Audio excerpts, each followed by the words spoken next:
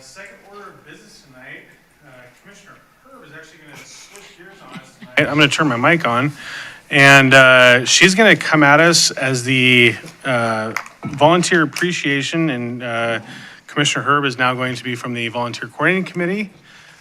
Take it away. Talk to us. Thank you, Chair Lawyer and Planning Commissioners for having me. Whereas the foundation of the City of Keizer is our motto, pride, spirit, and volunteerism that expresses both a vision and a statement of how we live and work together. And whereas many residents of this community contribute to the well-being of fellow residents in the Mid-Willamette Valley region by giving generously of their time, resources, and energy. And whereas many volunteers assist the City of Keizer in performing a multitude of duties, creating and sustaining valuable services, and making government by the people a reality. The members of the City Council, committees, boards, commissions, and task forces are all community volunteers. And whereas Keizer volunteers faithfully show up to help time after time, year after year, to take care of neighbors and community whenever there is a need. And whereas the City of Keizer values every one of our many Keizer volunteers and wishes to extend our deepest appreciation to all.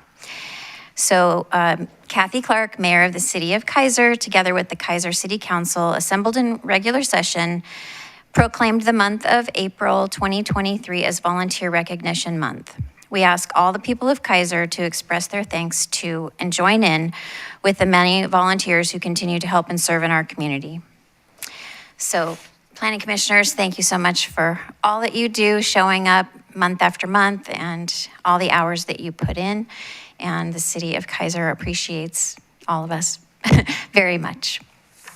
Well, and I'll take a little chair's prerogative here, Jane, and thank you for being a planning commissioner as well, and spending all the time. I know that the level of detail that you bring to this body is very appreciated. Thanks. I know it's been great having you on board the planning commission. So thank you for taking the time in both cases to be also representative of the Volunteer Coordinating Council and helping get great candidates for this body and all the bodies that serve in the City of Keizer. So, thank you, Chair Lawyer. all right. Have cookies. We're good, thank you. Debbie takes care of us. Debbie always takes care of us.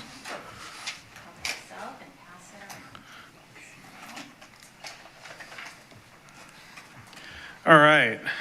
Do we have anybody signed up for interested citizens? My guess is probably not, unless Rob's got something great to talk about tonight. No?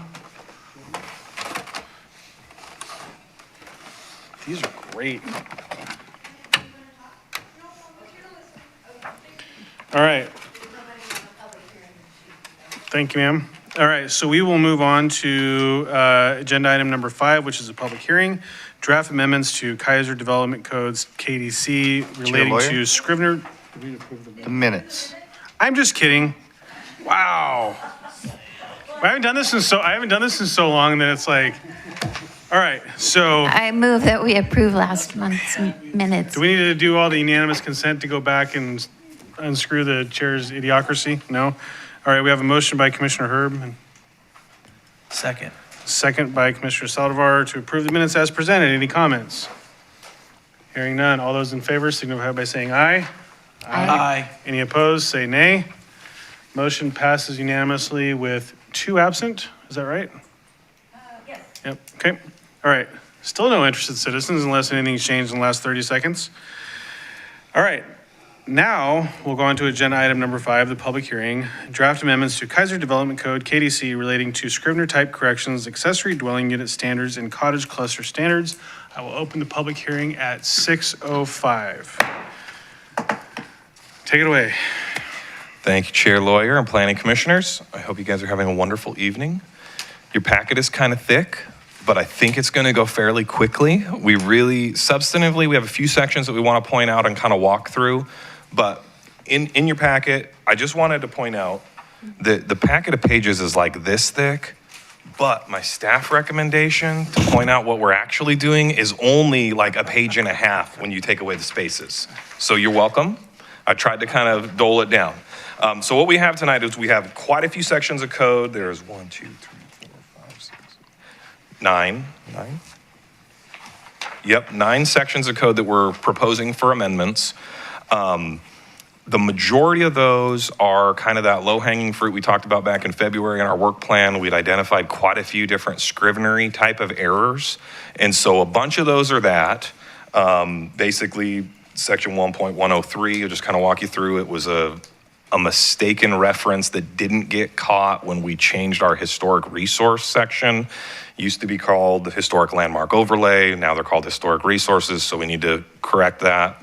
Our attorney's office keeps us on our toes and says, hey, you guys forgot this. Same with section 2.122 and 2.127. Essentially, there's some inconsistency within the development code that we have found over the years where way back in the early 80s, our development code was broken into chapters. It hasn't been that way since 1998, right, Dina? It's been sections since then, but we keep finding chapter references as opposed to section references. So that's just some cleanup stuff there. In the street standards section, there's a little bit more, so I'm gonna come back to that one. Chair Lawyer, we are opening the sign code tonight, but it's very minimal, so don't nobody throw anything at me. I love it. The sign code has been contentious in the past. In this case, we are correcting a long-held error that I actually thought we fixed the last time we opened the sign code that was so painful and took multiple meetings.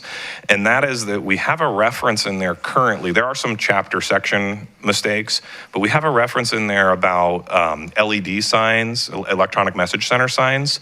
And we say that essentially the light sensitivity time, we've been, in the code, it's written that it is more sensitive from sunrise to sunset, whereas clearly the intent and the application of that standard has always been sunset to sunrise. So somehow the words got reversed. I swear I caught it the last time, but somehow I didn't catch it. So my bad, but we are finally fixing that once and for all. And then let's see, ADUs, I'll put a pin in ADUs. We are going to talk about those a little bit. And we are going to talk about the cottage cluster section. And then there's just a couple other cleanups, section 3.105. There was a reference mistake in there that referenced the wrong section of code. It was just, again, a scrivenery type error. And in 3.202, there is some text that we added to that, but it represents what we've historically done for all 25 years I've worked here. Basically, in the code, it said we only had to send out requests for comments in the case of a subdivision hearing, but we have sent out requests for comments for both subdivisions, master plans, and basically all of those that go to the public hearing.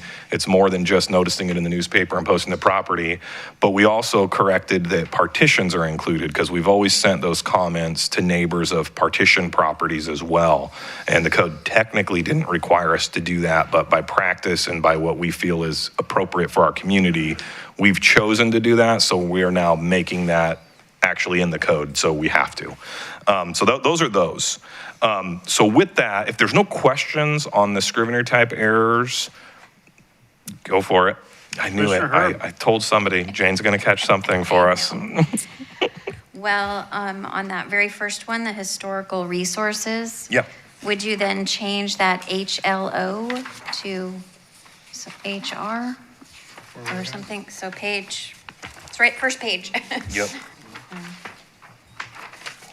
Instead of HLO, which is the landmark overlay zone? Yes, you're right. It should be, yeah, the HLO reference, we would go to an HR. Yeah. Okay. Well, is this still an overlay? No, technically, no. So it would just, yeah. So actually, we could just strike it. Yeah, that's what Yeah, it would actually be So a strike through. It's not actually an overlay zone anymore, so. So it doesn't you're need a correct to catch code. it, but we would just delete the whole line, correct? Yeah, Okay. yeah. Oh, so you don't need historical resources at all, you're saying? No, we need the historical code. resources section still lives there. It's just we had to change it because there were some state laws that changed how we regulate historic resources. And so there was an update. Oh man, that's been a few years ago that we did that update. And so it's not an overlay district because it's not tied to, overlay districts generally are tied to specific areas, and historic resources are tied to if they're designated as a historic resource. So that's the difference. Yeah, you just cross out that HLO section, so yeah. Okay, and then I just had one more, but I feel like we probably don't need to talk about it. It was before my time, and it was probably contentious, but it just struck me that we called those accessory units, I can't find, oh yeah, appurtenant on Where page is it? 17. So they're different from ADUs because they're not for dwelling. They're just like a garage or something. So page 17, right? Page 17 of, what, Which section are we in? I don't know. Okay, sorry. All right, it's, So it should be, no, it's, yeah. it's just hard to tell. What's the bottom header down here? Plant- It says Planning Commission, April 2023. It's in the first, No, I don't, The bottom left. it's not under a header. What does your lower footer say over there? That says the nothing, same thing. right, it's just page 17. What is this? at the bottom, Toward the front of the pages. At First the- time you see page 17. at the bottom of the page, it has a section number though.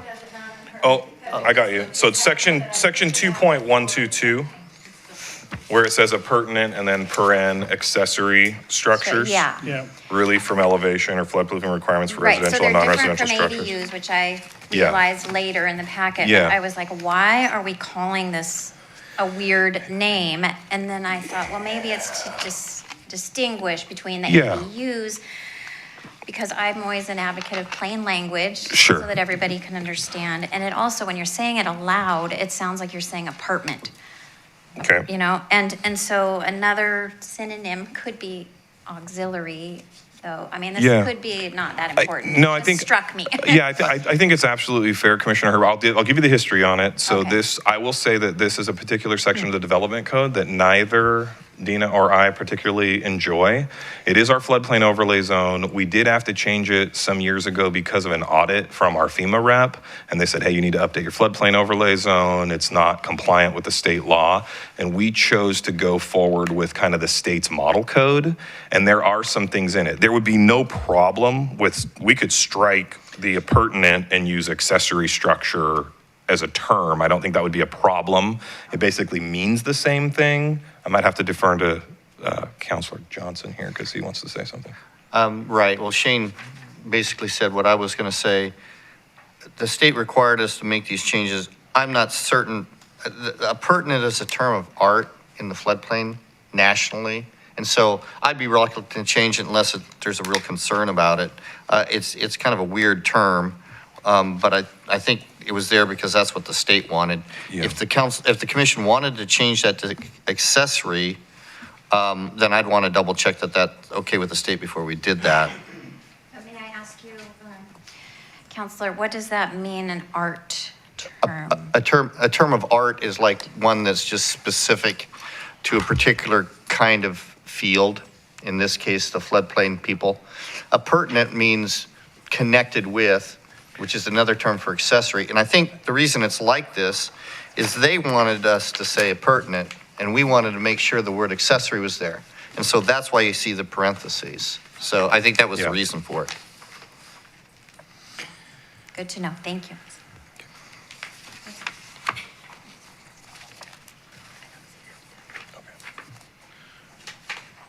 all right.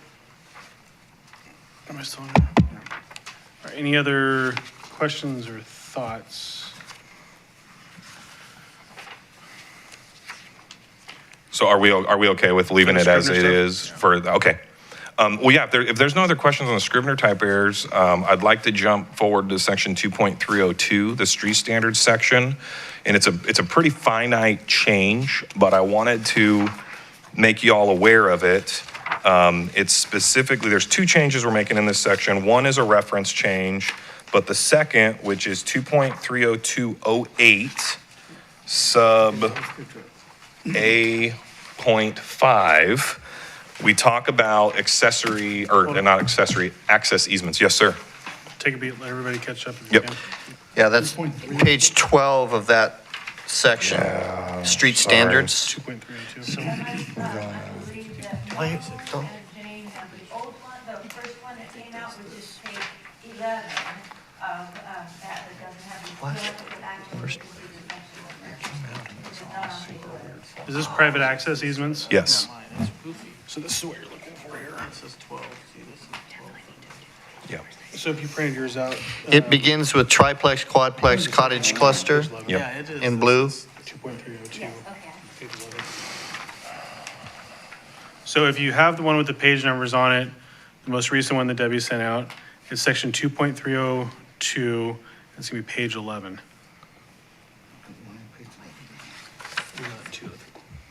You're in, And mine is on page 12, Yeah, mine too. because mine printed from the new ones.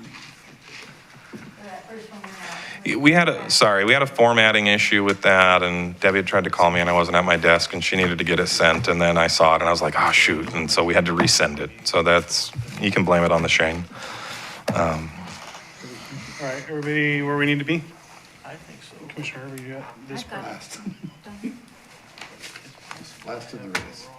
No, we're on. Yeah, that's it. Okay, I think we're good. Okay, everybody's kind of there. So the general is this. So we allow access easements to serve new development where people divide their properties up.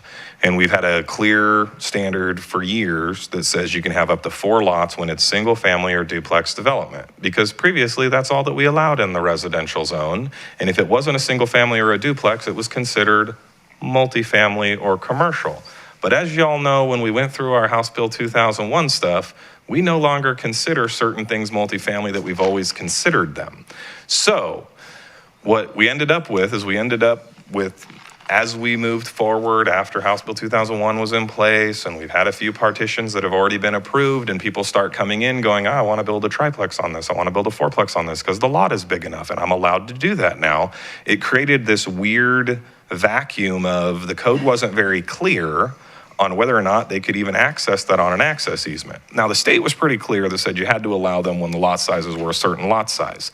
But what is less clear, and I still don't have a bona fide answer tonight, I got an email from the state yesterday as I told them what I was planning on doing, and I said, please let me know if there is some big, huge snafu and that I can't do this.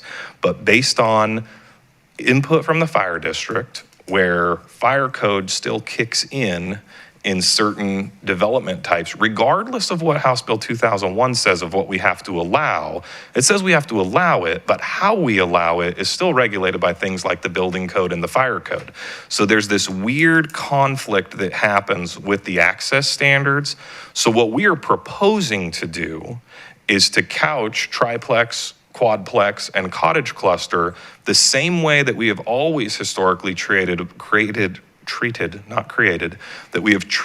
multifamily and commercial developments that are served on private accesses, which says, hey, you can do it, but that access width and how it's constructed is going to have to be reviewed by the city engineer and the fire official to make sure that it can meet those fire code provisions. And right now, we basically have a lack of being able to look at any of that. And the state has initially told me, yeah, we didn't get into access. However, as I said, I literally got an email yesterday evening that said, well, hang on, we might have an issue. So what I was hoping for tonight, and I didn't technically check if this was okay with Shannon, but what I was hoping for tonight is when we get to a point of making a motion, if Planning Commission agrees with this approach, that we would move forward, barring a just straight up, we can't do it because we'll be sideways and get appealed by DLCD kind of response prior to us taking this to the council. Does that make sense? So is what you drafted here in section 5, which is on page 12, where it scratches out the serving multifamily and commercial uses, does that cover your goal? Yeah. So instead, what it previously read was, it just said multifamily commercial development, period, and then access easements serving multifamily and commercial uses. So that was the only thing it captured with those two things. And because triplexes, quadplexes, and cottage clusters aren't technically multifamily or commercial, they're their own thing. Right. How we propose to fix it is strike that little line out Add those. and simply say triplex, quadplex, cottage cluster, and multifamily and commercial development. That's how you deal with it. So that accomplishes the goal that you just discussed. Yeah, that would basically put it to where you can still do it, but it gives the developer the cue that if I'm going to do a partition in West Keizer and my intention is to build triplexes or fourplexes, Right. I may not be able to just simply get away with just a simple 20-foot wide easement that's kind of a standard. I'm going to have to make sure, and some of it's driven by, is a hydrant required? And if a hydrant required, then an access road goes up to like 24 feet wide. If the buildings are tall enough, it may trigger aerial access, which goes up to 26 feet, which is nothing in my code. It's all in the building code. And frankly, as the planning director and for Dina, the people that are helping folks at the counter, what we don't want to have happen is somebody come in, get an approval, and then they come and they apply for building permits, and the fire district shut down their project that late in the game. We want them to know up front that, hey, here's something you need to consider when you're looking at this. Makes sense. Commissioner Salver. So how does our fire district code match up with other fire districts throughout the state? Because we went through all this process to, change this building code to allow our infill to be developed, and how will that impact? Yeah, so Because it sounds like to me it will have a major impact if you have to go from 20 feet to 26 feet on an easement. That's going to be Right. very difficult on So- some of our thin lots that we have within the city. And that is, and this is kind of why I wanted to bring this to you to get guidance.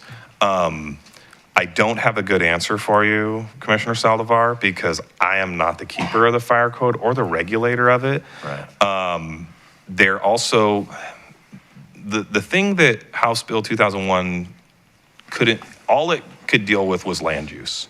So it didn't deal with any building code provisions or access provisions based on emergency accesses for fire districts. I've talked with our fire marshal at Keizer Fire kind of at length on this, and basically vetted this approach with them to say, will this get us what we need so that everybody can be on the same page? And she assured me, yeah, I think this is a good way to go. The reason I say that, and this is where it gets hard, it's not necessarily, my preference would be to just have a simple quantified standard. If you got a duplex or a single family, it's this wide. If you got a triplex or a quadplex, it's this wide. If you got a multifamily or commercial, it's this wide. But it gets triggered based on construction type and also overall units served and what they need for their fire apparatus based on those things. So it's not a very clear standard. There's also an ability in the fire code to allow some trade-offs, although those they have to kind of consider on a case-by-case basis because it could depend on fire flows for water service and things like that. So one of the things they've talked about is one of the very practical options that often will work is that, okay, you're going to put a triplex back here and your access is only 20 feet. Well, we can live with that if you sprinkle this building, because that's going to help the need to not have to push a fire hydrant down and need additional width and things like that. So there are some other options, but the reality is, and this is where it gets difficult, is the land use provisions don't necessarily trump the fire code or the building code provisions. And like I talked to the plans examiner at Marion County just recently. We had a project, a corner lot. It was a single family. They're building a fourplex. And because of the construction type that they're choosing to do, it's getting reviewed under the full-blown commercial code, where I guess there is an option where if they're building them more in a townhouse style, it may be able to be reviewed under the simple residential code. So the point being is that it may impact some projects, but depending on what that developer is doing, it may not really impact them at all. And unfortunately, there isn't a straight, clean answer to say it's always going to be this way, because ultimately the authority lies with the building official and the fire official, not with the planning official. So But if we, doing this, we're taking that middle housing and making it commercial, essentially, when it comes to fire code? Or being viewed that Well, way? what we're saying is that the access easement standard needs to be reviewed and approved by the city engineer and the fire official, which is the same way we always treated multifamily, which is the same way we treated triplexes previously. Okay. Because a triplex was multifamily But previously. not for a duplex? Correct. Duplex and single family are always going to be considered the single family code, and the fire department has said, hey, like, we already know that. You know, it used to be access easements only served a certain number of units, but we changed that because of ADUs, because we had to allow an ADU anywhere a house existed. And if you had 3 houses on an access easement that were already built, then we would arguably say no one can build an ADU because you're exceeding 4 units on an access easement. And so we couldn't do that anymore. So we went to a standard of 4 lots. But not every unit built has to have an access from, like a cottage cluster doesn't have to have an access, correct? Correct. And that's one of the reasons that we went to the access easement standard. Well, cottage cluster wasn't because those didn't really exist, because our previous code did require it, but now the cottage cluster section wouldn't require that. But again, you're talking about a lot that's served on a public street. That's different than if you take a big lot and you carve up a lot in the back, and the only way you can get there is through a narrow access easement. We want to make sure that that access easement meets the safety standards to get to it. So it doesn't change the Senate bill that allows that parent lot and child lot thing? No. Okay. No, and it wouldn't do anything with that portion of it, because ultimately that Senate bill is very specific that once that partitioning is done and the lots are created, and you come in after the fact and you do the parent-child Senate Bill 458 Middle Housing Land Division, we don't even look at access at that point because the access is already there. Yeah. So this would only affect like the first step of the partitioning process. Right. Anyway, so yeah. Okay, thank you for Yeah. answering. No, it's like I said, very few words, but very confusing. That's why I kind of wanted to talk about it and make sure that Planning Commission was on the same page. You know, my desire is to clarify it. Arguably, right now, theoretically, I could choose to say that the code doesn't allow it. So I could just choose to say, nope, no triplexes or quadplexes or cottage clusters on access easements. That's not in the spirit of House Bill 2001, or I think the intention of allowing development to happen in a smart way. So, Well, I think that it's very important that the fire district has the opportunity to weigh in. I think as things are getting tighter, you know, access is going to be a big deal. yeah. You know, I've been in communities where, you know, you keep stacking things on top of each other, and it makes access by fire personnel to be quite challenging. So, and then frankly, if building codes, those are the 2 big ones, right? You know, if DLCD isn't talking to their sister agencies, that's not our fault. Yeah. And like I said, there may be some change. I know I've heard that there's been discussions between Building Codes Division and DLCD folks, and that there is most likely going to be some shifts and some changes, but they haven't happened yet. So it's been like, yeah, I had a guy doing a project, and I felt kind of bad because he kind of got a surprise that his project was going to cost him quite a bit more than what he thought. And like, it wasn't anything the city was doing, it just was the way that the rules are, so. Chair Lawyer. Go ahead, please. So is there and this is really, I guess, for our body, is it, I'm curious to know, and maybe speak with our fire district on what those building requirements are. I mean, I think, honestly, the last time the fire districts talked about anything related to land use was the cow pasture project. Like, I think it's been a long time since they've been in here talking to us, right? Probably. well, is it something that we could invite them to? Yeah. I would love to know more about how our fire code is and how it is applied and how it, you know, how it compares to what some of the other areas in the state utilize and how it's developed, like how they pick that. Because I assume there's, you know, some national standards that they may pull from. My understanding is the state fire code is the fire code that we adopt and we utilize. Right. There is a provision. It's probably a NIST, is that a NIST code? I think. It's not, I mean, it's not part of our development code Right, at all. yeah, I think I'm familiar with it. Yeah, so I mean, I know that the fire code is the fire code. Now, we have, like, for example, we have adopted some alternate turnaround standards to the fire code, where the fire code says a turnaround has to be this length and this width and this big. We've actually adopted and worked with our fire district years ago to adopt a smaller turnaround standard specifically for access easements that we've been able to apply to more efficiently use the little land that we have, Right. but designed in such a way that is still reasonable and doable. I mean, I've always found both our fire districts, both Marion County and Keizer, to be very similarly minded as we are, where we're looking to try to help the developer that comes in accomplish their development goals within reason, within the spirit of what we're trying to do. So they've been pretty good to work with folks. At least in my time, I've always found them to be pretty reasonable. But I can absolutely reach out to the fire district and see if they might be able to come and talk with us a little bit and give us a fire code 101 sometime at a future meeting. I definitely could reach out and see if that would be something they'd be willing to do. Yeah, I mean, I think appreciate any opportunity we could have to learn Okay. is only beneficial, right? Sure. Because I think it might, I mean, granted, there aren't a lot of decisions we get to make as a planning commission anymore. But maybe there's one where we go, oh, hey, we learned about this thing, Yeah. and it may not apply. Sorry, that was a little pithy. I'll keep my editorials myself. All right, let's talk about signs. Okay. No, let's not talk about signs. You said you want to talk about signs? No, I don't. We only want to talk about nits. No, honestly, signs are not super important. I misspoke on that. We don't really need to talk No, about you signs. promised we could talk about signs.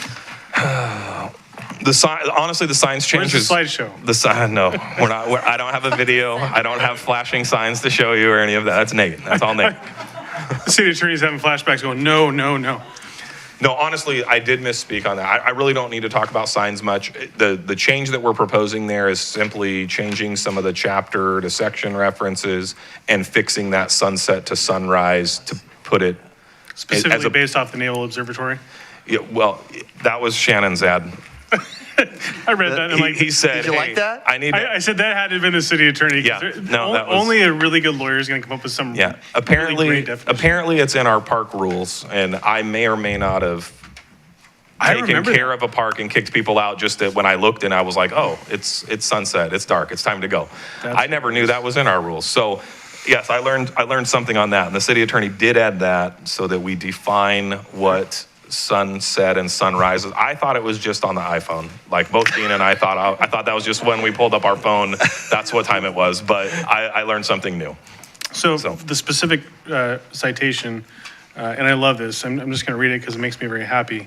Under 2.308.09, sub 5B3-ish, as used herein, sunset and sunrise shall be determined by the U.S. Naval Observatory Astronomical Applications Department or other governmental agency.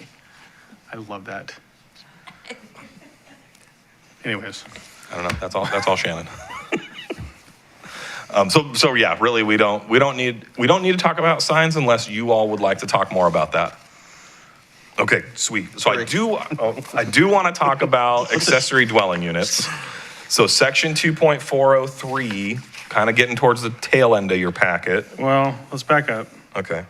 So 2.308.10 variances, there's nothing in there substantive?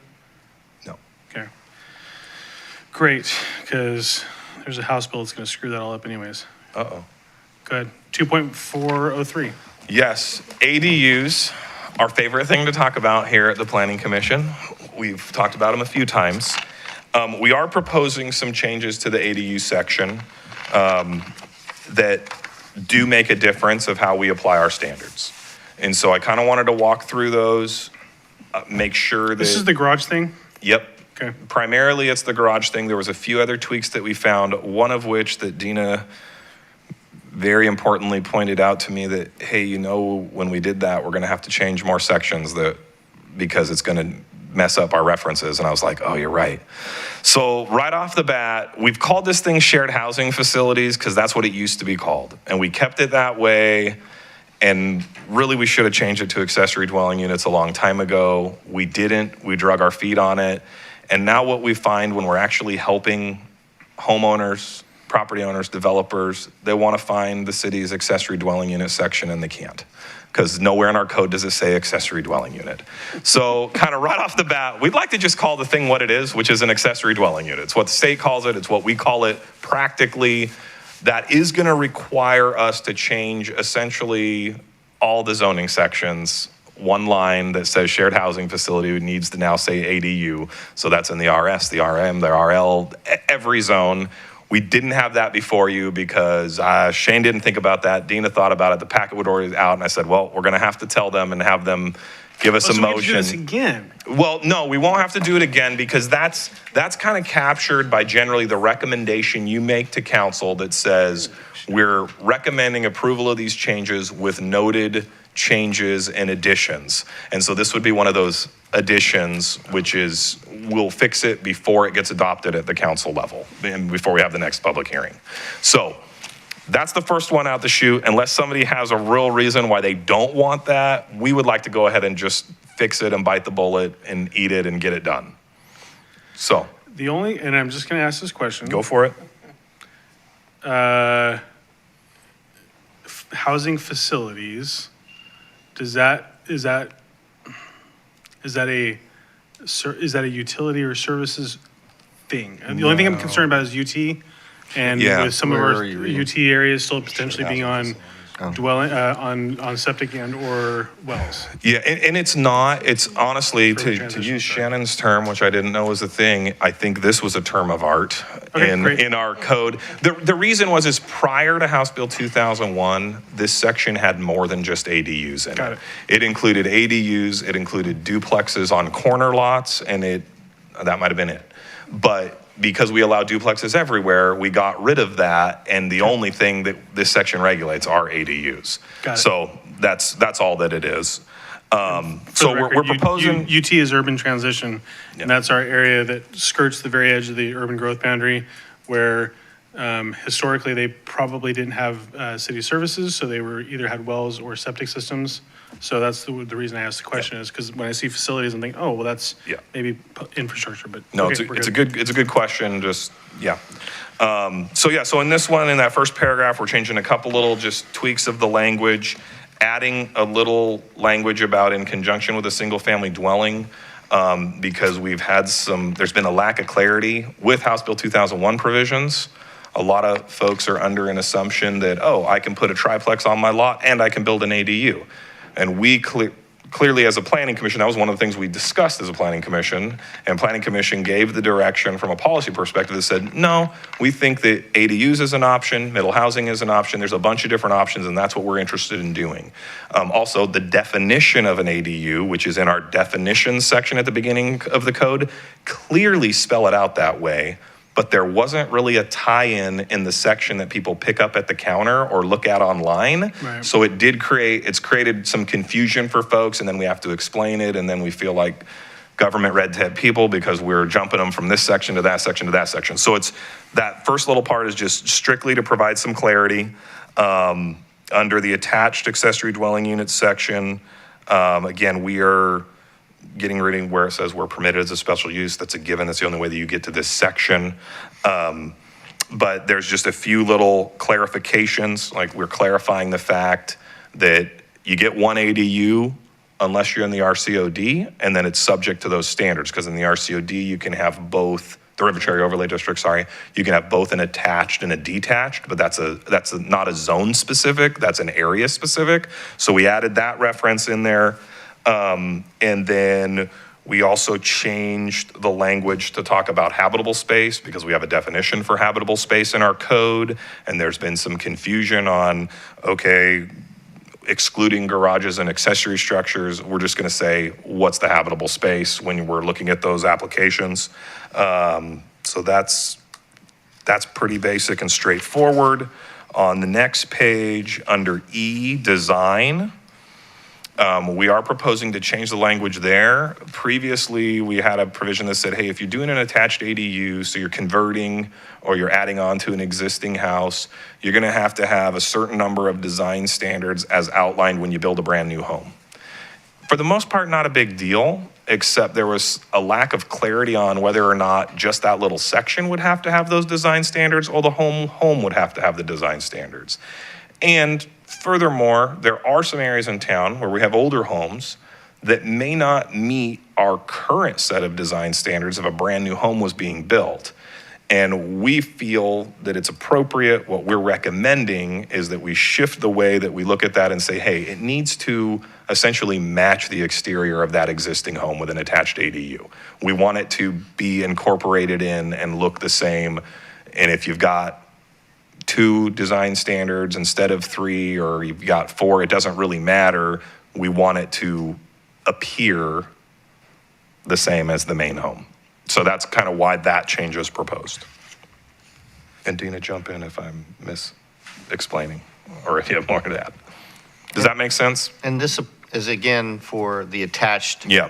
ADUs. Only So the attached. The idea is if you build up, for example, or out, you want the exterior to match the rest of the house.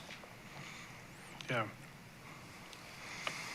Just thinking about that house just off Verta, where they did that, where they went up a story and anyways, yeah. Okay. Just painting a visual in my head. Okay, and then when we move into the detached accessory dwelling unit section, we're adding some clarity. There's a couple different places in here that we're trying to add some clarity. I kind of explained. We've had, with the way the language was written, there was a challenge in our code to allow somebody to go and add on a second story to an existing detached garage or an existing accessory building. And we think clearly the intent was to allow that type of thing.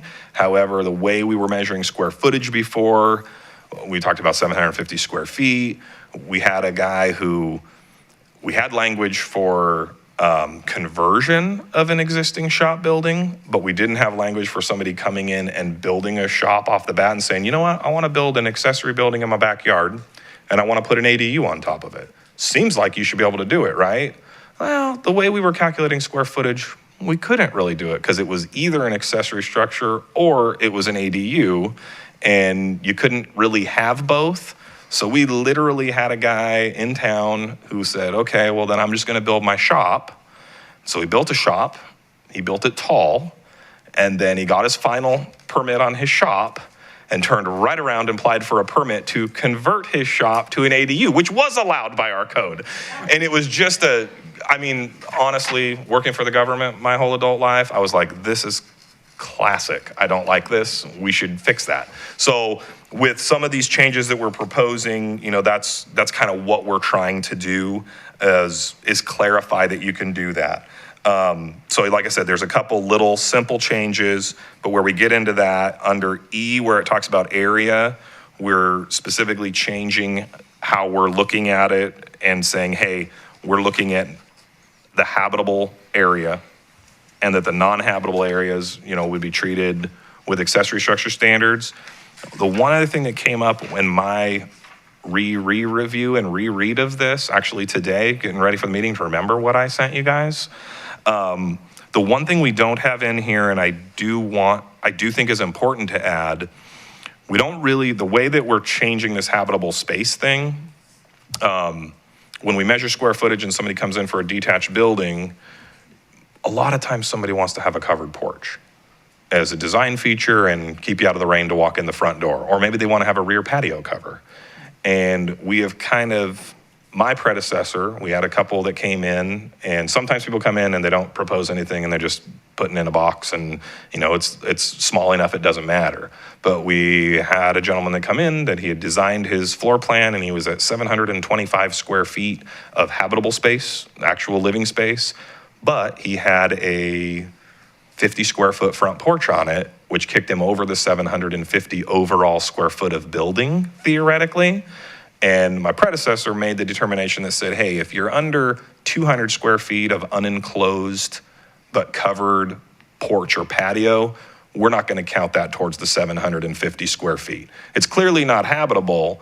And while, like, the way this language is, it would totally be allowable, but my concern that what this language would allow for, which I don't think is the intent of the code, definitely not probably my personal intent, and I don't think Planning Commission's intent, but that's why I'm asking you.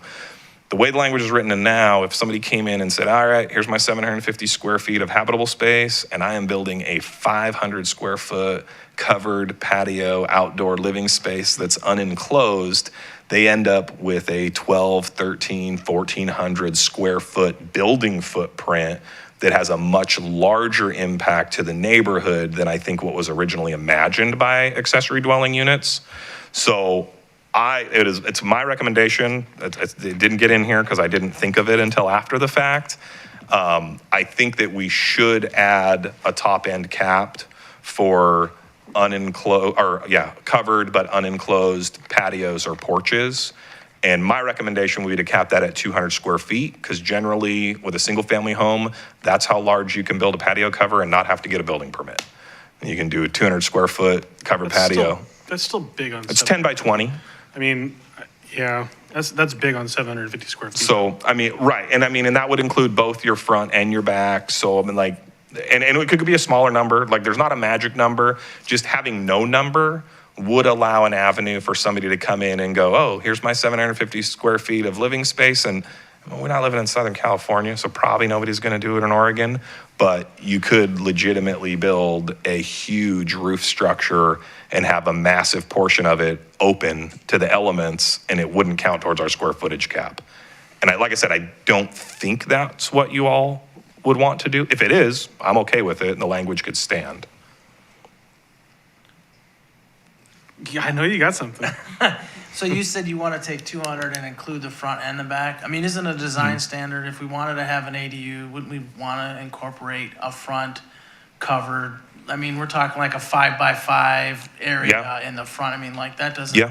I mean, I think it would look a lot nice. Most of the time, little cottages are going to look a lot nicer with a little small front porch. Some people incorporate on some of these cottage plans that I'm thinking of. You might have, you know, a 5 by almost the length of the house in front, and by 5, maybe it's, you know, 30 or 40 square feet. I would say if we're going to do that, then you can have, you know, that number shouldn't be both front and back, because people don't typically put a 200 square foot covered thing in the front of their. I meant aggregate. Total. I was thinking would still be 200. in total. So if you have, I'm trying to think that maybe that Does it need to number be is bigger? restrictive. Yeah, like Okay. maybe put something Sure. for because people would put something, Yeah. like, I'm thinking if I built for people, that they would have Sure. some to keep water out your front door. So you're gonna put some kind of cover in the front. Sure. And then, I know 200 square feet sounds like a lot, but, you know, I don't know, and maybe 200 is Yeah. fine. I don't know, I'm, maybe 250. I mean, Or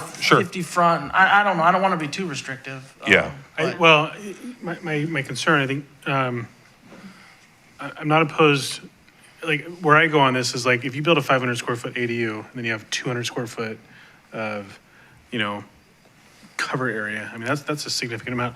I'd almost be curious to see if we go on a percentage, like maybe 20%, so not to exceed 20% of uncovered area for the total structure. That's what I was, It- it's a fixed Did- number, regardless of the size of the. Right.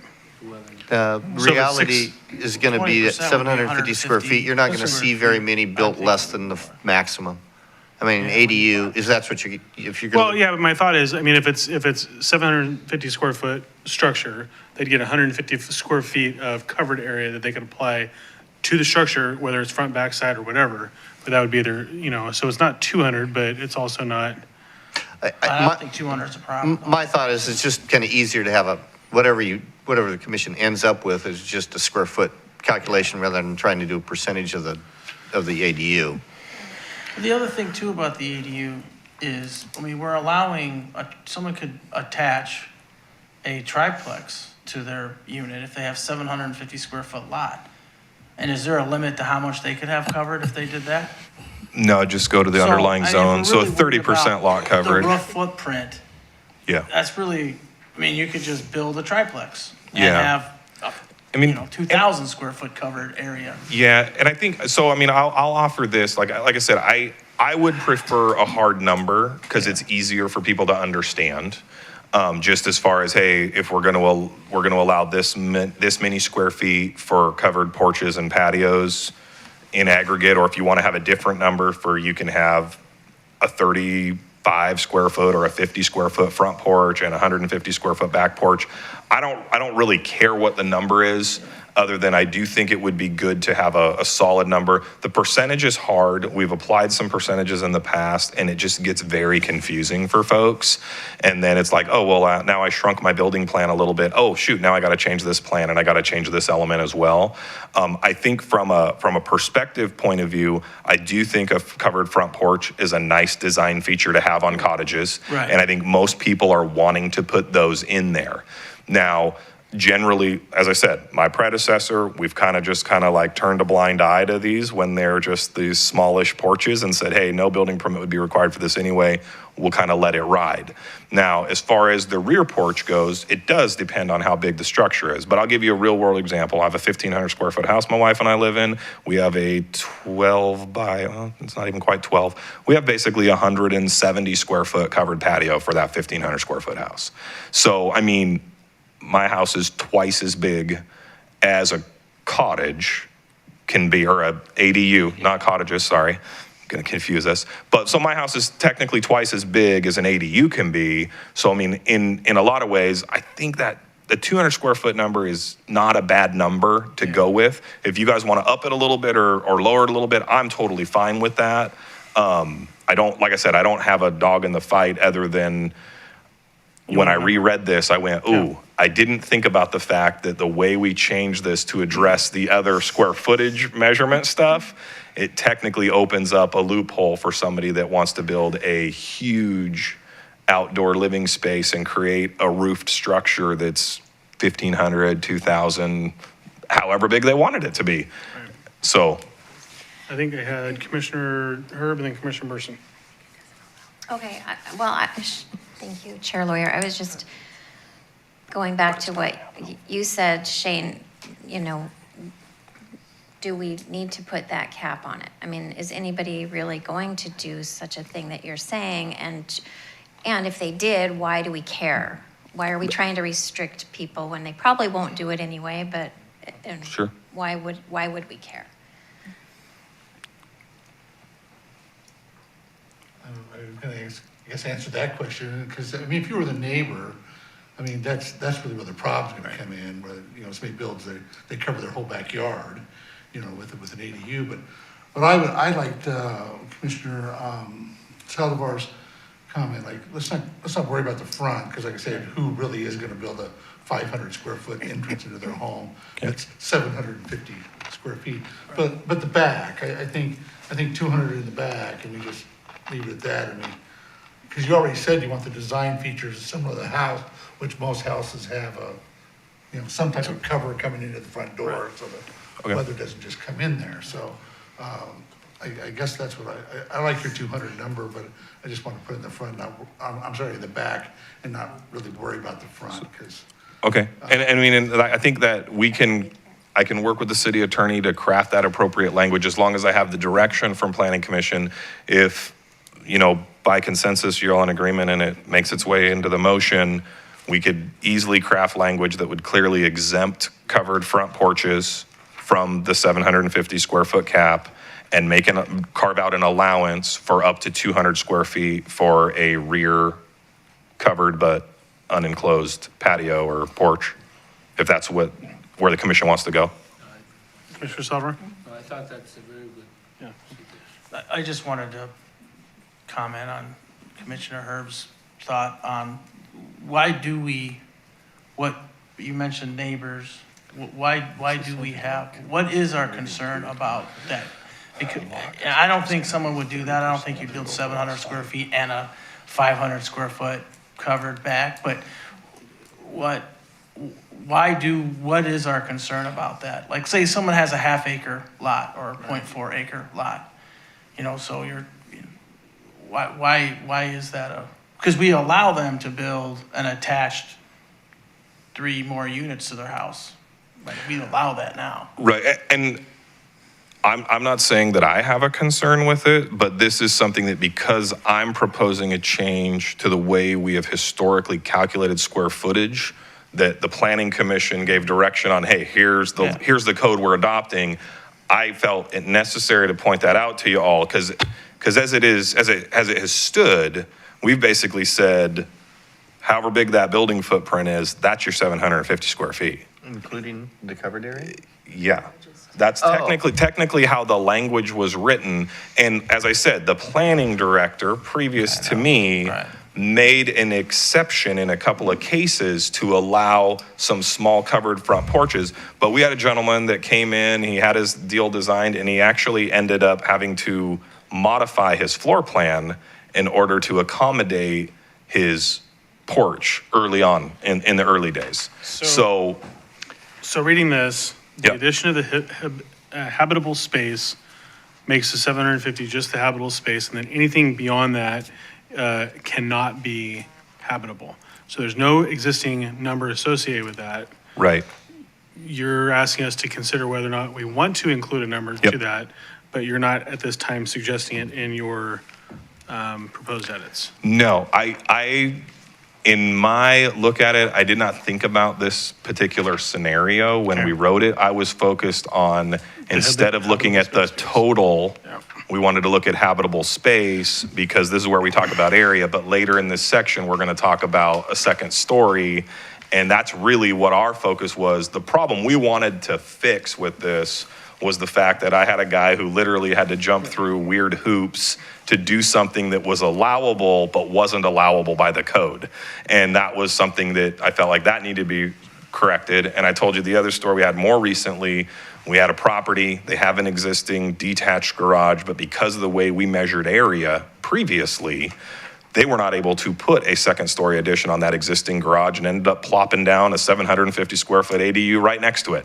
And that just seemed, it looks great. Like it doesn't, their property was big enough. It's not bad, but their original design, I felt like made more sense.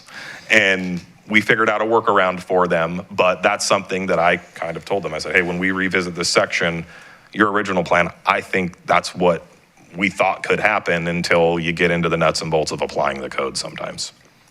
Can I point out this section on, it used to say just area 750, which Yep. meant both habitable and non-habitable. So if you wanted to put a little garage or a storage area, that was counted towards your 750 also. So I don't know if that was pointed out. And this is in part Might be one. The area. Where did we come up with the 750? Is that a state standard regulation? We just came, No, that was Planning Commission several years ago when we adopted the standards. It used to be 750 or percentage of the Right. primary dwelling, and the change was, after a lot of discussion, let's just go 750. So no matter how small the primary house is, you can still do 750. It was just easier, and frankly, less than 750 is kind of hard to work with as an ADU. I don't have a problem with the 200. I don't think someone's gonna go. Sure. I mean, I don't think, because the 750, 200 would be a really big roof to go with. And if you're gonna spend that kind of money and it's attached, well, if attached. This would only be for detached. This would only be detached that we're Yep. talking about, yeah, okay. Because an attached one, we have no size standard. No, 'cause it's all the main house. Right. Okay.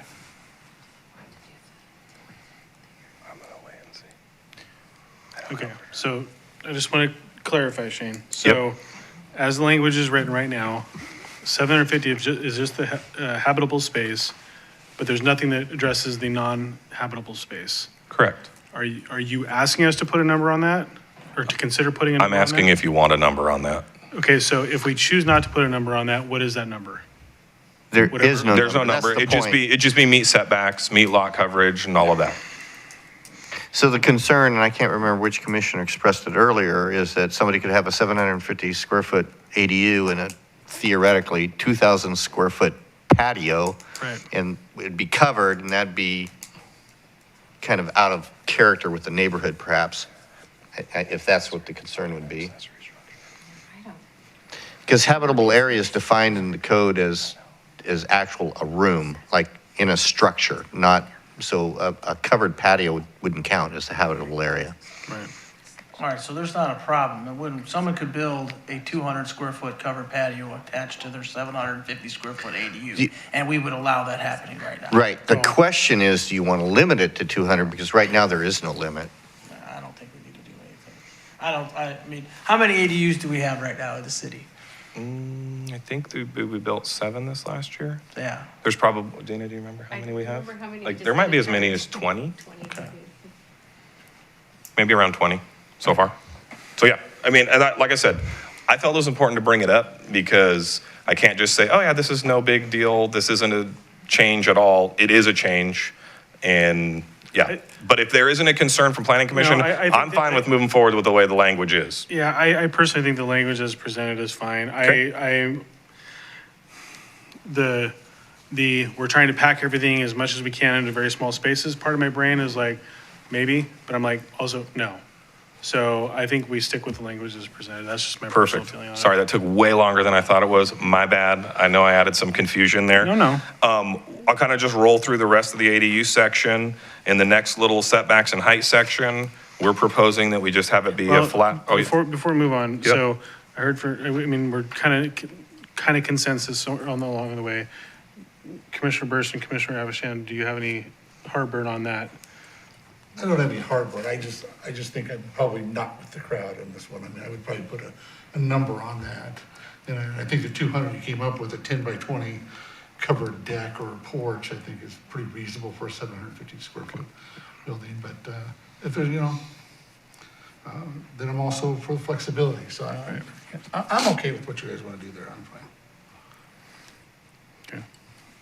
I'm good with that. Okay. I feel it's important. I mean, if there's thoughts, everybody needs to feel free to express their thoughts on this. I mean, it's important that we all have a voice here, so. All right, sorry. No problem. That's a good. So in the next one, the setbacks and the height section, we're proposing to simplify to just say 25 feet is the height limitation for an ADU. Previously, we had some language in there, and in no case could be taller than the primary home. Where are we at? F, the next section. We're going back up. Yep. Got it. No, sorry. We were on E, yeah. It's okay. It's all right. So we're looking at going with that just flat standard. That happens to be the exact same standard that we apply to cottage clusters already. Again, where this could come into play is somebody putting that second story on an existing building, and maybe they live in a 312 pitched ranch that was built in the 60s and it's only 14, 16 feet tall. Like, if you put a second story on it, it'll be taller than the main house. And we don't think that's necessarily a bad thing because it can still look nice. Right. So we just think 25 feet makes more sense. That's not as tall as a primary home can be. It's a little shorter. We can allow a single family home up to 35 feet's our height limitation. So it's still an economies of scale kind of deal. But so that's what we're proposing there. In H, we're basically matching up that language with the attached ADUs. This speaks back to the clarification that it's a total of 2 dwelling units. An ADU is in conjunction with a single family home, and that if in the RCOD, we want you to know there is a little different standard to be aware of. Question on that one. Yeah. I thought you could have an attached and detached. Yep. So I thought we went over that, but it was could be 3 total. You could have an attached and detached in the primary dwelling and be a total of. So you can have 2 dwelling units unless the lot is located with the River Chair Overlay District, and then you go to that subsection, because that's going to speak to what you can have on the lot. That's Okay, so sorry for my confusion. It's the exact same language as it's in the code for attached. It just wasn't carried forward in the detached for some reason. So if somebody's not in the RCOD, they can only have a total of 2 dwelling units? They couldn't have an attached and detached with their primary? Correct. You only are allowed that in the RCOD. Okay. Yeah, I was gonna ask that question. So if they have a duplex, then they won't be able to have an ADU. Correct. And that we used to allow that though, right? No, we've never allowed it. Okay, So it's always been the definition of ADUs. It just wasn't as clear in this specific section, which is why that's caused confusion for folks. And I think there are some communities that chose to say, yeah, you can have ADUs in addition to developing your property with House Bill 2001 allowances. We did not choose to do that. Obviously, that's at the prerogative of Planning Commission if you want to change that. We weren't proposing that, but yeah. Any more questions on that one? So moving to I, this talks about your newly constructed detached garage or accessory building to clarify that my friend doesn't have to come in. Well, he wasn't my friend. He was just a guy that lived. Your new friend. My new friend, yeah. That he doesn't have to come in and build a structure and then turn around and convert it later to work the loophole. We basically said, hey, if you want to build a shop building and put a second-story ADU on it, you can.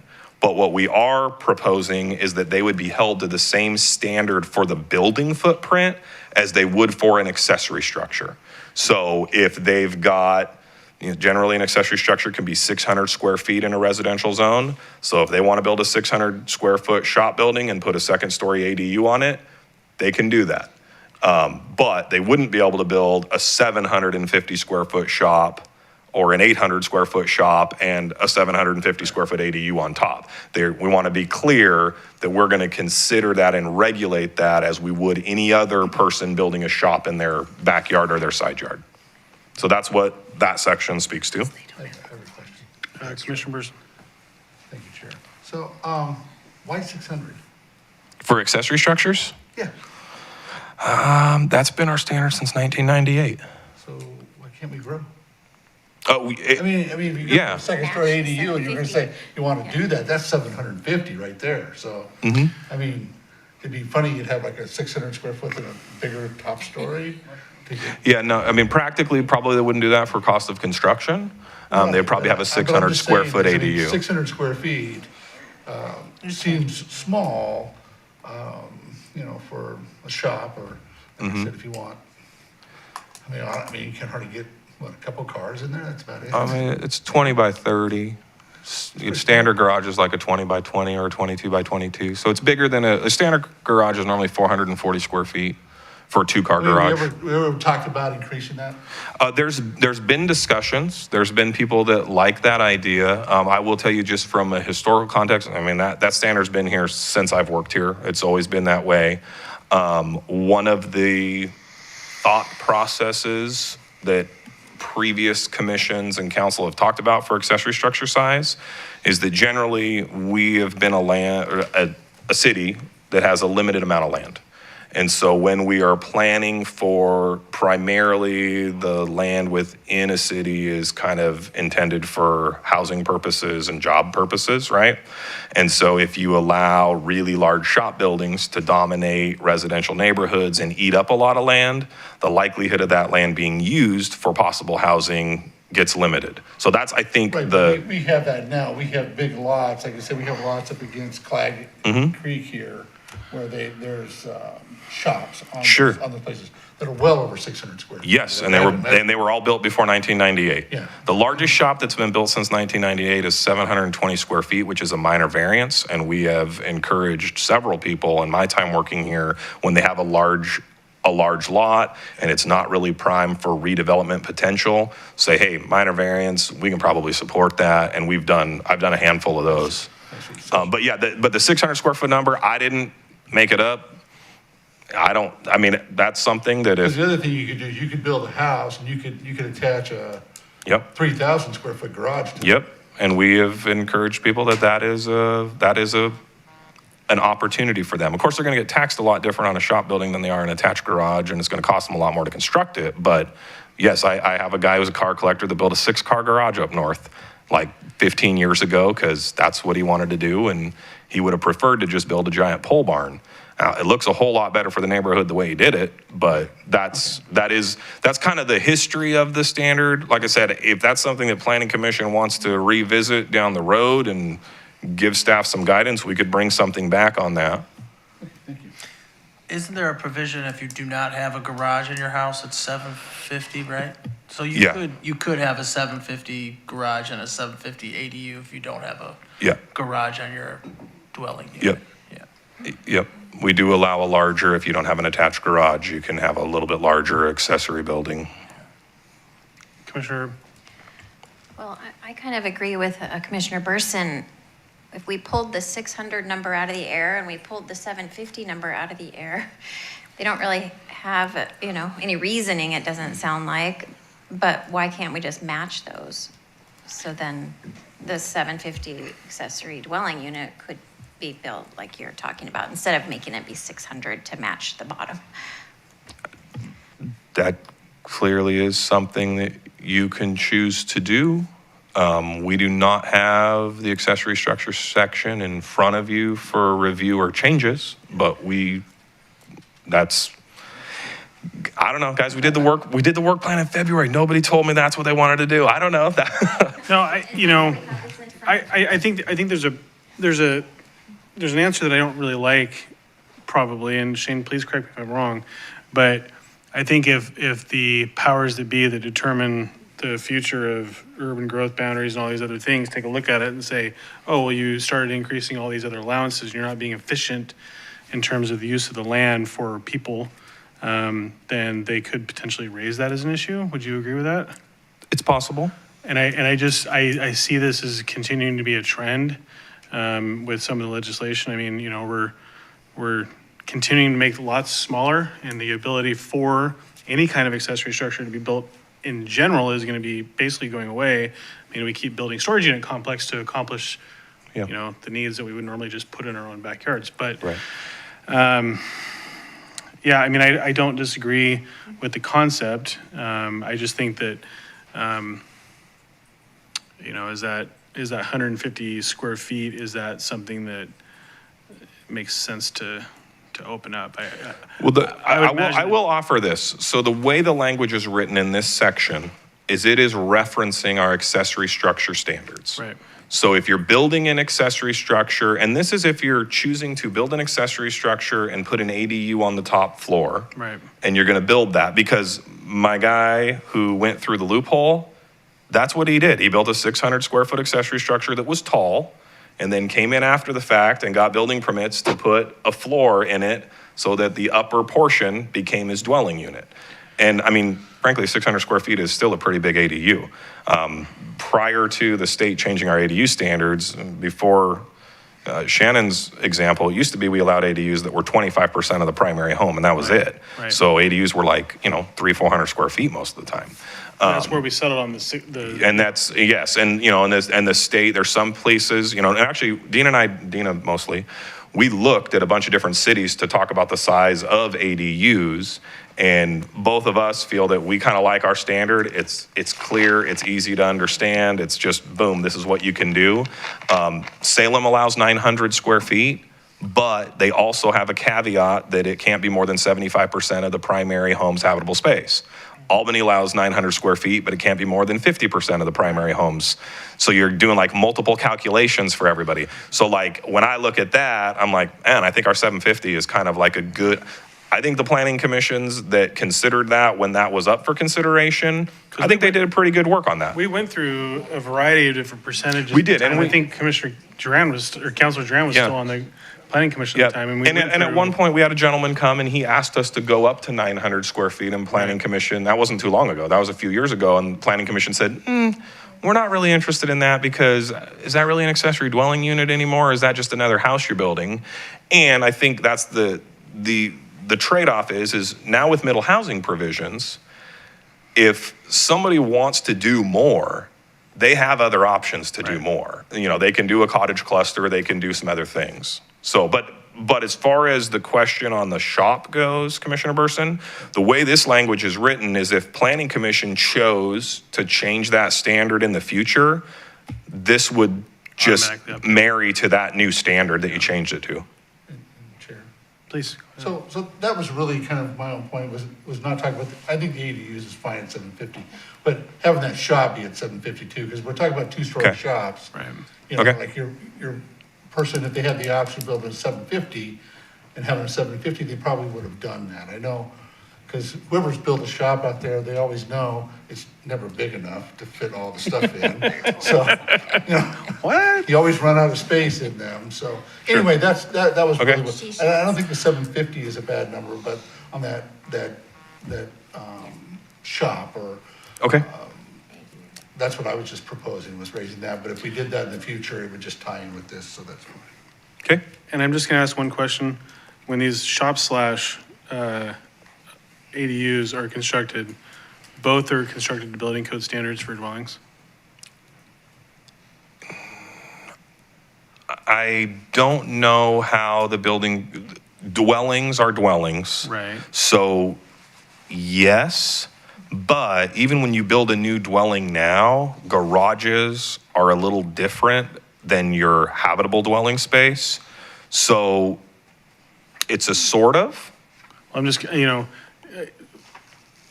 maybe it doesn't matter, but if you have an existing shop, right, and then you build a 750-foot ADU on top, but this is a new. This would be brand new. Detached. So they'd come in with a design of this way. So Okay. it'd essentially be a design that's I a answered my own garage question. under a house. I answered my own question. Okay. Bathroom and kitchen and Yep, I answered my own question. Okay. Whew. We're getting there, guys. We're getting there. Sorry. Oh, yeah, that's right. What? I did have one other question to ask. And this is just simple guidance. And it's a complete preference. I do not have a dog in the fight at all. However, when we looked at a bunch of different cities' examples, there were a couple of cities, I think Newburgh was the one that we saw. They have a provision like this where it allows the second story, but they actually go a step further and say, and if you do an ADU on top of a shop area, you have to serve it with an outside stairway. And For egress? I think it's egress and how they wanted it to look, so that it didn't necessarily look like it was all just one house. We didn't propose language like that, but because it's out there, I wanted to raise it in case anybody had any real strong opinions about that. I gotta know. I got at least four. Oh, awesome. Okay. Well, hold on. Oh, shoot. Hold on. That's I just, so as it is right now, they would just enter through the garage. They could. I mean, if they chose to build an outdoor stairway, they could do that too. Okay. You could have a interior stairway that was separate from the garage, if you see what I mean. Yep. In other words, there was a door into the back of the garage, but it was walled off from the garage itself. I think we should certainly allow it if people want to do it. Sure. Which we do. Particularly on the rental side, so when they're parking their fancy boats on the inside of the thing, and then they can do the, Yeah. Yeah, I don't want to require it. I think definitely allow it, but. A lot Okay. of times those look terrible after a while. Okay. Yep. No, I just wanted to check because that's one of the things that we've kind of shifted in here with the habitable space definition, and we struck out some language. Previously, we had language that said specifically you cannot get into the accessory structure into the garage space when we talk about conversions, which is kind of this next section. And we are striking that part out to just say, hey, you can't use it for habitable space. It's only non-habitable, but we don't really care if you have an existing shop and you're going to go to convert it and you go in the door and then go up a stairway to get to the dwelling space. And it's still going to have to meet building code stuff. But yeah, so the last couple things is just bringing some clarity for the conversions and the habitable space element. And then we have a little first two-story buildings, setbacks and height of the building must conform to this section. So with a building conversion, if you have a tall accessory structure, because accessory structures historically have a lower setback requirement sometimes than our ADU section, what we're trying to clarify here is if you want to convert an existing tall accessory structure and put a second story in it, the only way you can do that is if you meet the setbacks to the property lines, because that does represent an impact. If you have people right up on a property line looking into you, you should meet the same setbacks if it was newly constructed. So that's what that language is for.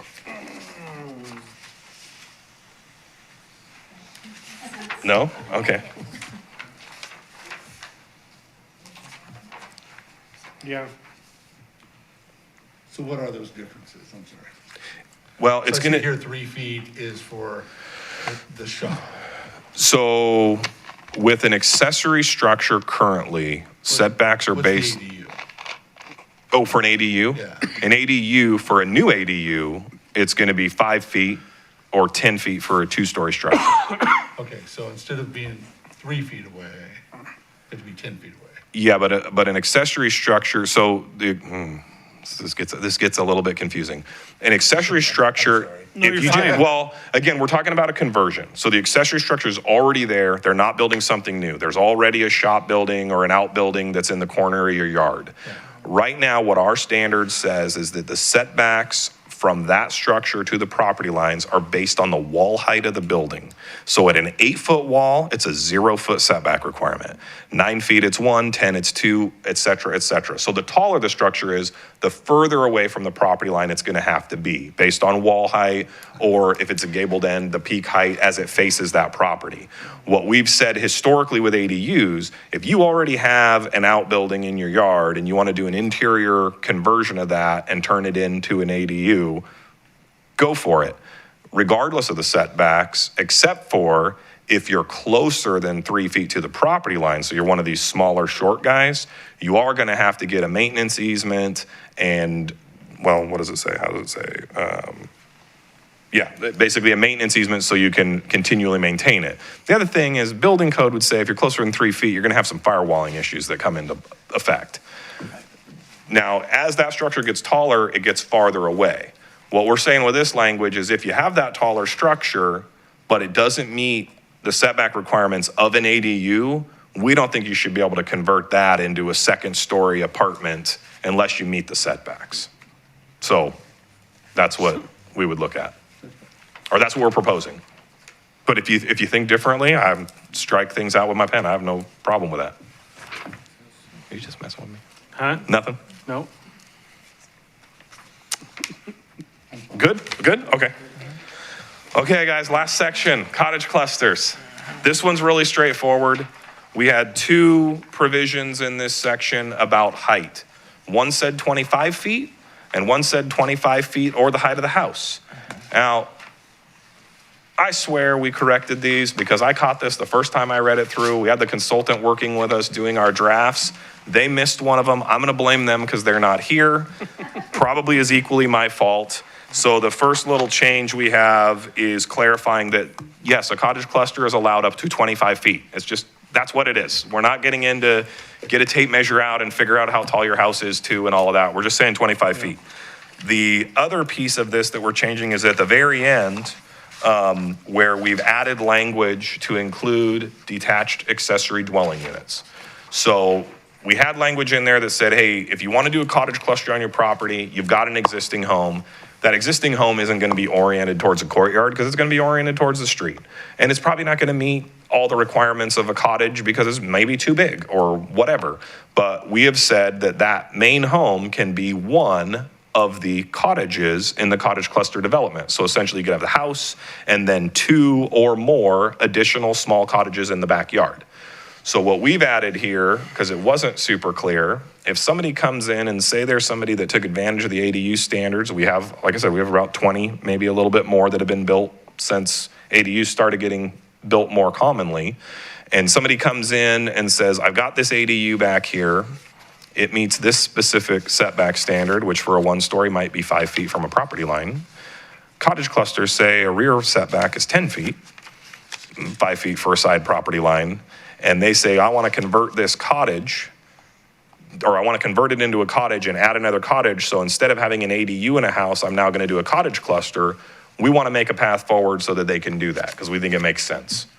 So that's what adding that just simple reference. We already talked about it for the main house. We're saying you can also add in an existing accessory dwelling unit can be part of that cottage cluster development. So that's what that's for. Yes. And something I missed the first time around, can that be section? F1 at the very end says the requirement of this code. Sure, that's a good catch. So change code to section, capital S section. Okay. All right. Any comments on the cottage cluster? Couldn't resist. I mean, you know, what can I say? No. Any additional on 3.105? Are we good? These are all just Scrivener. Those are Scrivener. So yeah, I don't have anything more to add unless you have more questions for me.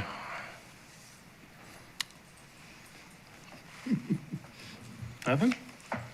No? Nothing. Okay. Motion.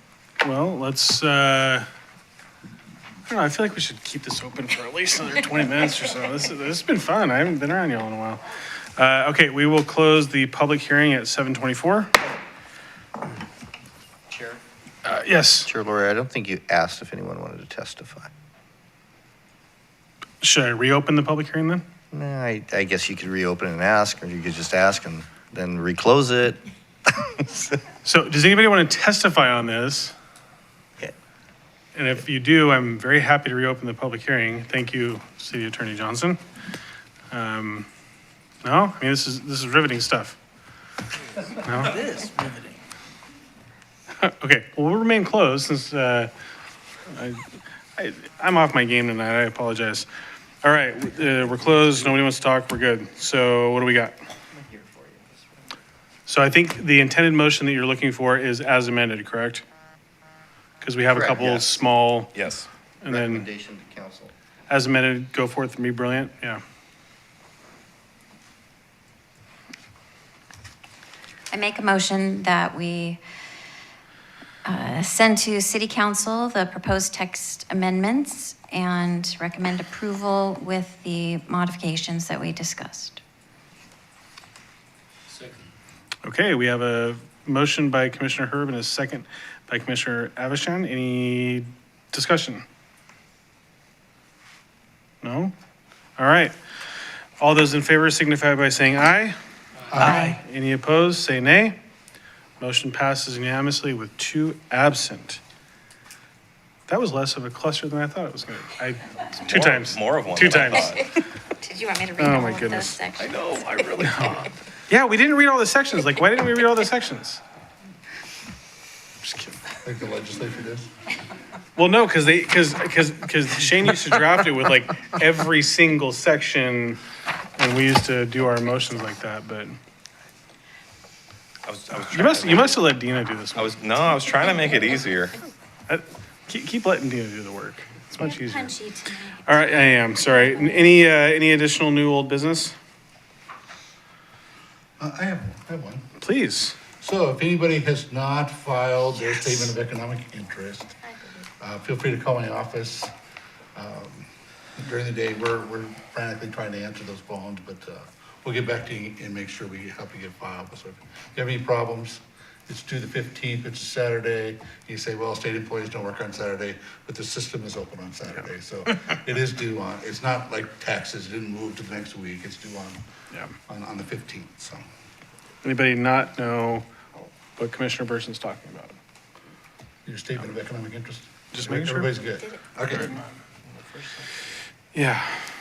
I had to navigate that system again because it still thinks I'm the coordinator. And I'm like, I haven't been a coordinator for like 9 years. Like, leave me alone. I'm not doing that anymore. Anything else? No? All right. Counselor Dran, welcome. Tell us a story.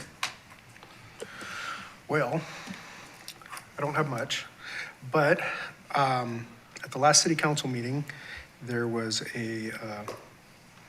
some information about a lava dome. Has anybody heard about that? A blow-up structure for the Keizer Little League fields. There's a group that's looking at doing that, adding that at the Keizer Little League field. So that's something that you may get to see in the future, a proposal on that. What is this again? I'm sorry.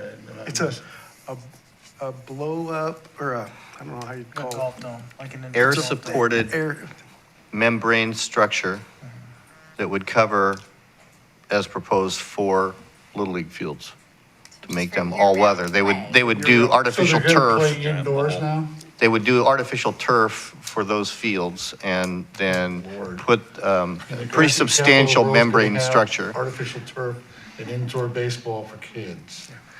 Yeah, Wow, we'll see. okay. yeah, we'll see. But it's something that is being talked about, Okay. and they're trying to raise funds for that. So it's a separate entity from anybody else that's working on things here in Keizer. We'll see how it goes. It's just something interesting if you want to see what's going on with that. Is that the same material the Minnesota Vikings stadium was made out of? A number of years ago, that kind of went, Probably. no? Okay, Yes. got it. And then we talked about the artwork at Verda and Chihuahua. Oh, where- cows. The cows. Cows. The cows artwork, that we decided it is gonna remain Rosalie's Cows and not be named after ladies in the community. So those are the two big things that I picked up on last meeting. Lava domes and named cow, okay, Yeah. well, And then on Monday's work session, we just worked on long and short-term goals that the city council and staff are working on. And nothing really new in that, just some stuff that we're working on. And when stuff exciting comes up, I'll bring it up. you bring all the assignment counselors around, we're glad you're here. Yeah, All at least right, I said something. youth committee liaison report, how's it going? Like 2/3 through school, everything's going great, right? Basically done. I think there's like 57 days, not that I'm counting. But yeah, I'm definitely excited for it to be over and like moving on to college and stuff like that. This was a really long meeting, so I'm sure everyone kind of wants to go home too. But I had a general question. It was like kind of like how everyone decided to be on the planning commission, because like a lot of this stuff, I'm like, how do you guys even learn like coding and stuff? I'm like, I assume you need some schooling, but I don't think you would need schooling. I feel like you could just pick it up on your own. So like, what are your guys' backgrounds that you decided to get involved in the planning commission? That's a really good question, and I'm gonna pass the first one down to Mo. We'll go this way. All right. Well, my background was in engineering, mostly planning buildings, working with cities and so forth, building factories for a high-tech company throughout the world, really. And I got retired, moved to Keizer, and I volunteered to come do what I can. That's cool. That's nice. This is actually my second commission on planning. I was in Billings, Montana, and I was a professor at Montana State University, and I wanted to volunteer in the community as reach, and so I thought that the planning commission would be a good fit given my background. And now I'm a builder, so it kind of fits even better than it did before here in Keizer. So I'm a bureaucrat, so I've made my living in government for 35 years, and so I'm about ready to retire at the end of this year. But really why I got on here was because this is a community I live in, and I care what it looks like, just aesthetically what it looks like. And so I care about, if somebody wants to put a new home or take a home down and put another one up, or whatever they're gonna put up, like a lot of departments and stuff that I want to be part of the group that talked about what that should look like. And so that's why I volunteered to be on the commission. Yeah, I got, about 10 years ago, actually started working in the land use field, specifically around energy facilities, and found it terribly boring and also terribly fascinating at the same time. And as I started to learn more and more about the complexity of Oregon's land use system, I got more and more confused and watched things change and evolve/devolve, depending on how you want to look at it over time. And really got to see the great work that happened in actually the discussion about the apartments that are going on Verda. I think that was that the last quasi-judicial process that the planning commission did? You may have done a master plan. I haven't since I've been on here. Oh, then never mind. Yeah. So the difference, everything that we've done so far since I've been a planning commissioner, which is 2.5-ish terms, 1.5 term, I don't know, long time, has been legislative. So there's two sort of different processes. So we've only done legislative since I've been a planning commissioner. But the quasi judicial stuff was what I was familiar with in the energy facility siting work that I was doing. But I think it's really important to understand the why and how things happen. So when the apartment complexes get built and people go, well, why is that going on? It's just kind of fascinating to know the why. And frankly, we just have the most amazing staff that get to work with. And so I've just appreciated learning from them and in many cases actually driving them nuts. So it's kind of fun. Well, I guess my story is that I have traveled a lot for my work. And then with the pandemic, we're doing a lot more work from home. And so I don't have to be on the road every week, which is wonderful. And I really wanted to volunteer. And so I put in my application, and then planning commission positions were open. And I'm really interested in budget committee as well. And so it just so happened that I came to the volunteer coordinating committee and gave my testimony and volunteered, and I was selected.